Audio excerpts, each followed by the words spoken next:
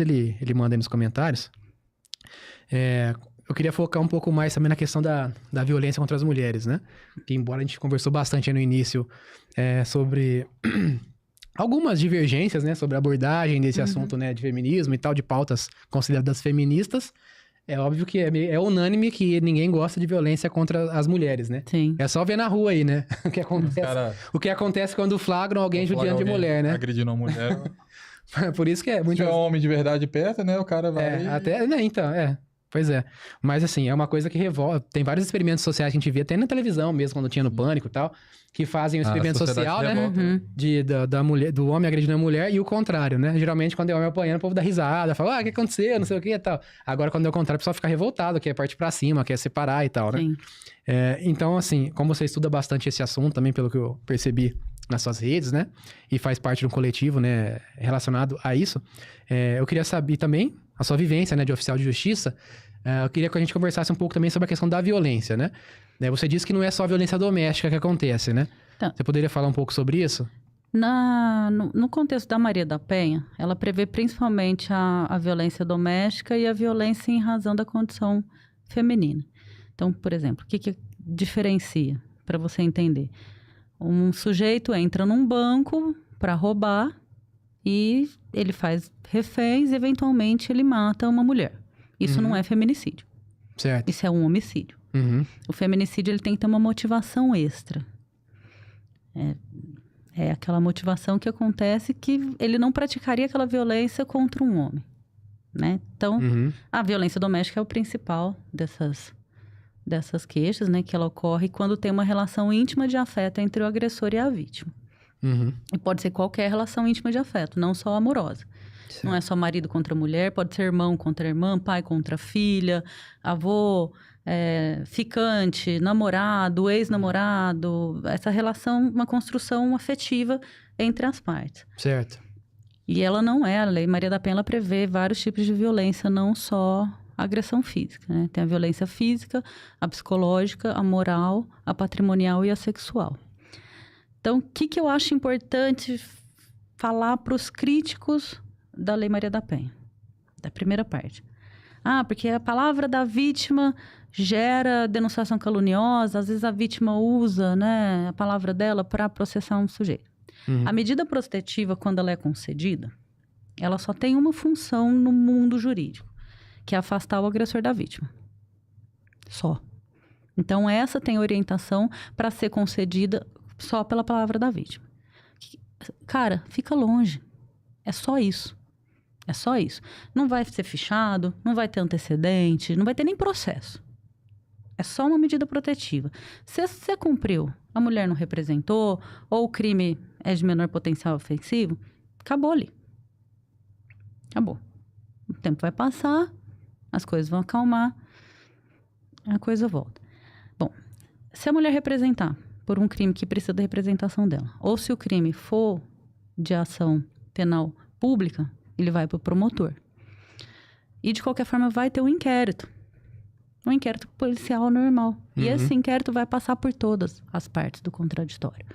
Então, o cara vai se defender, vai periciar a prova. É print do WhatsApp adulterado? Vão periciar o celular.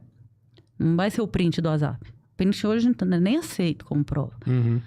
Então, a primeira parte. O que eu posso falar sobre Maria da Penha e sobre as medidas protetivas? Elas são eficientes.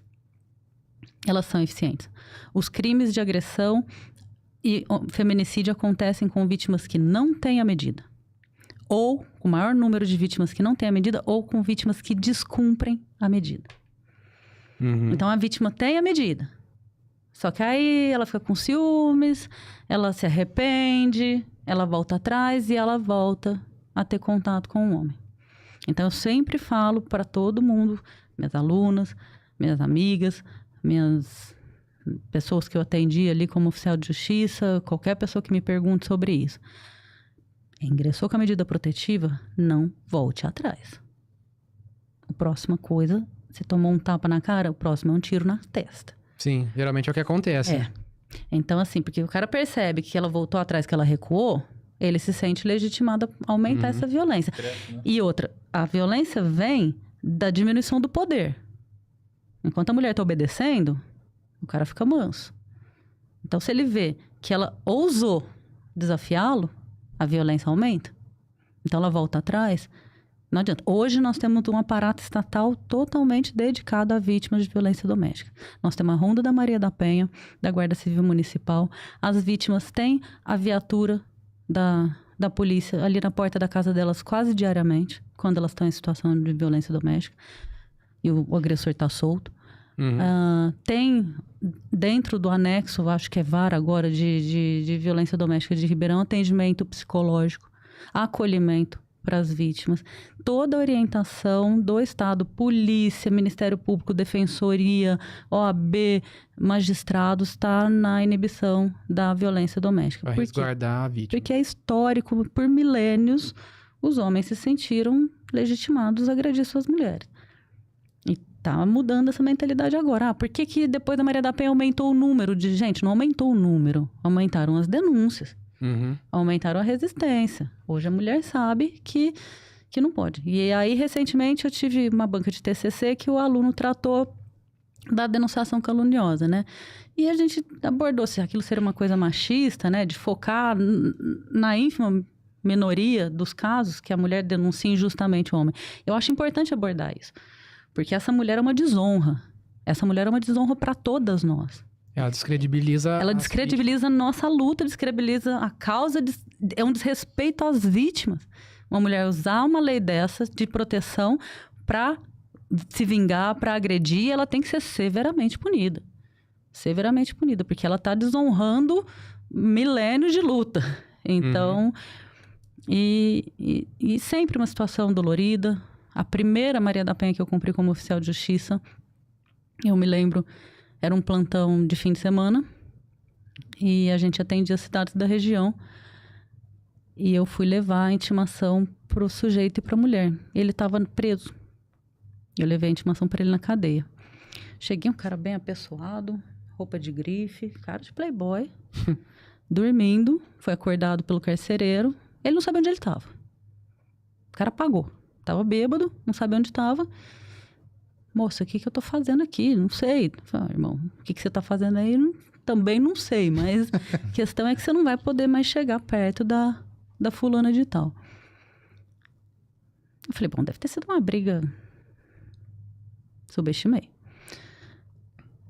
Na hora que eu cheguei, tinha na casa dela, né, sinais de que tinha tido uma festa, bebida, aquela coisa. Não, ela atendeu a porta pra mim, a cara dela era um bife. Não dava para ver os olhos da mulher. Ele arrebentou o rosto dela. E ele não lembrava. Ele não lembrava. Aí aquilo foi um choque de realidade para mim. Falei, peraí, eu vou ver mais isso do que eu gostaria. E infelizmente vi. E normalmente quando a mulher chega no ponto, né, de fazer a medida protetiva, ela já tá no limite dela, ela já passou por coisas que a gente nem imagina. Porque a tendência é ficar pelos filhos, passar pano, não vou destruir esse homem, eu não quero o mal dele. Geralmente as histórias que... A relação é sempre amor envolvido, né? Desculpa. Sim. Geralmente as histórias que a gente ouve é justamente essa, né? A mulher, ela fica, mesmo com a família falando, né? Amigos falando, ela fica ali até... Quando pede a medida, já aconteceu alguma tragédia, né? Já tá... Ou ele já mandou ela pro hospital, ou já teve uma briga mais acalorada. Uma coisa mais séria. Ou já atingiu as crianças, os filhos, já agrediu na presença dos filhos. Isso costuma ser uma gota d'água. Quando a agressão ocorre na presença, ou com a mãe, com os filhos no braço, porque aí ela sente que ela precisa defender a criança desse homem também. E aí, normalmente, ela tem mais força para defender os filhos do que a si mesma. No começo aí você falou que o número de casos de mulheres que voltam atrás e quebram, né, a medida para poder se reencontrar com o agressor é um número pequeno, né? Foi o que você disse? Não, infelizmente não. Não? Não. Nossa. Minha experiência, eu já me contava. Às vezes eu fazia protetiva, falava, conversava, acolhia. Dava 3 meses, eu voltava para intimar um sujeito onde que ele estava. Dentro da casa. Nesses casos aí, não sei se você consegue aferir isso, né? É por iniciativa da mulher, que foi com dó, quis voltar e tal? Ou é por conta do homem Por exemplo, nos casos que terminou em tragédia ou em agressão novamente. Ou é o homem que não quis saber da medida e foi lá e bateu na mulher, por exemplo.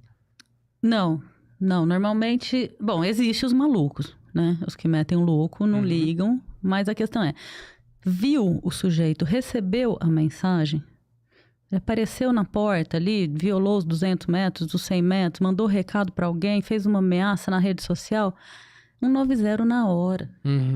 190 Até na mensagem hora. já conta. Não pode nenhum tipo de contato. Nenhum tipo de contato. E a medida só é revogada depois de ouvir da vítima. Não, as coisas se acalmaram, tá tudo bem agora, a gente quer ter uma comunicação pelo bem dos filhos e tudo mais. Mas ainda ficam algumas ideias. Porque a medida, a violação da medida é sujeita à prisão preventiva. Então, o cara, ele infringiu a medida... Ele pode ser preso, pode ser preso.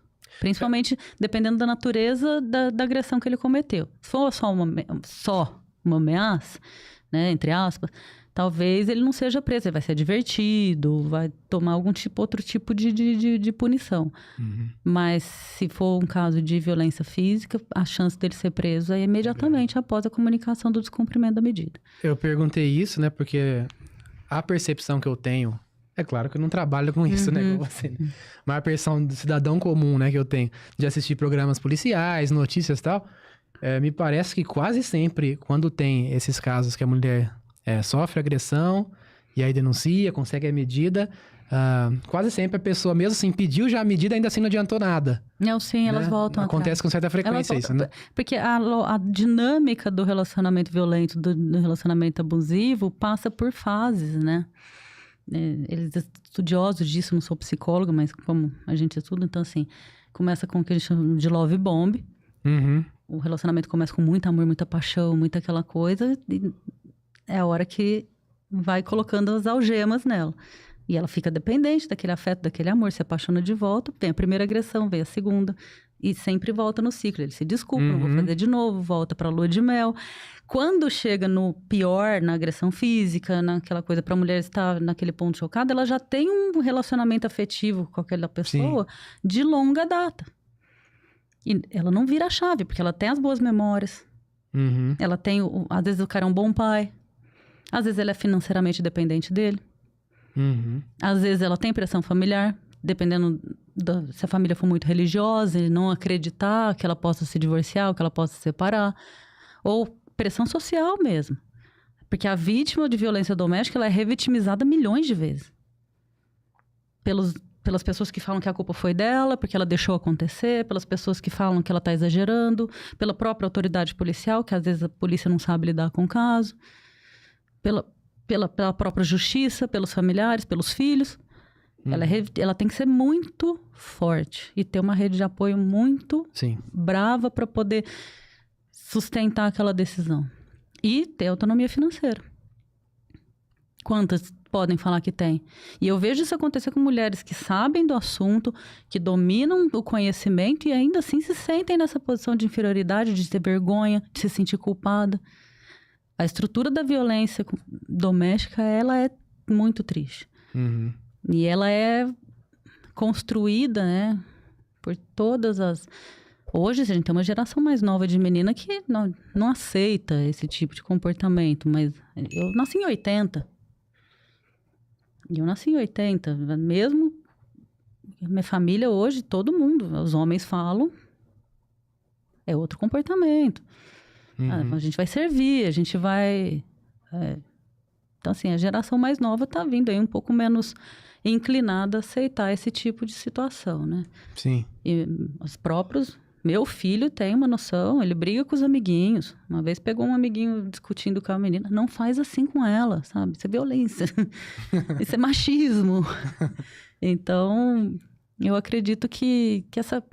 E assim, todas essas medidas, essas políticas públicas, né, que tratam com diferença um indivíduo do outro, ela é provisória. Porque qual que é a ideia? É acabar com o problema. Então, depois que acabar com o problema, a gente não precisa mais dessa proteção diferenciada. Entendeu? É até para equilibrar a coisa. Mas hoje em dia a gente nem chega nas mulheres porque senão é assédio. Mas, gente, como que você chega nas mulheres? chega e fala, oi moça, você é bonita, gostei de você, quer sair comigo pra um jantar? Isso não é assédio. Agora, o cara quer chegar como? Pegando, puxando ela pelo braço? Uhum. A mulher não quer aceitar mais. Certo.